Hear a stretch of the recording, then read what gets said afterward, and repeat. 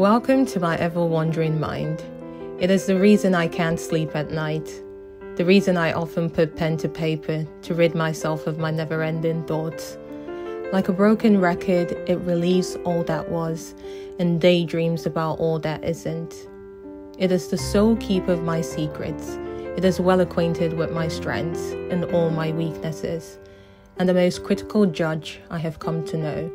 I have spent countless hours trying to shut it down, albeit for a brief moment, long enough to get some sleep, only to be confronted in my dreams. There is clearly no hiding from it, and distractions merely a cause to delay what I must inevitably face, the truth of what is. And like a garden in need of care, I must be willing to sit with it, learn from it in order to grow from it.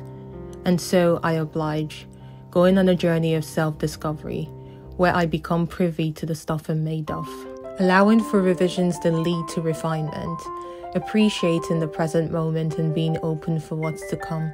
Even when it scares me, I throw myself into life despite the discomfort, because somehow I am certain this is a path I must take, which is very reminiscent of a quote I heard at 15 from the movie Black Knight.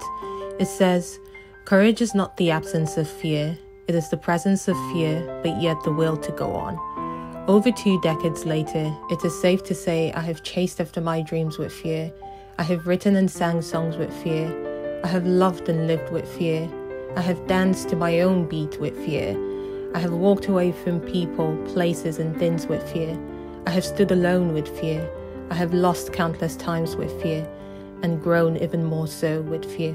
And regardless of how many times I repeat the cycle, the fear still lingers, so much so it's become a familiar one, a friend if you will, giving me an insight into what could go wrong, and being able to recognize it allows me not to be crippled by it, but instead seek help when I feel broken, as I heed the words of my dad, who often reminded me that whatever I was going through, chances are someone else has had a similar experience.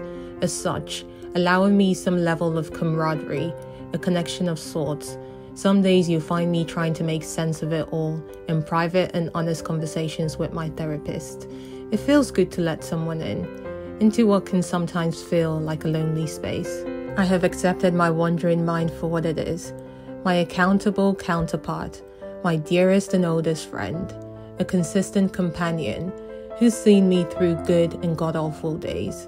The reason for my highs and lows, the reason for my judgment and unique perspective, the reason I've lived and loved a little more, the reason I appreciate the beauty in life, the reason I embrace my softer side, the reason for my folly, the reason I extend grace not just to myself but to others as well, the reason for my curious nature, the driving force behind my growth, the reason I've learned to trust over and over again. It is the reason behind this piece, the reason you get to see these frames, a reflection of what it so often paints, a window into the endless possibilities life has to offer. It has become a bridge from the woman I once was to the woman I am today, and for that I am grateful.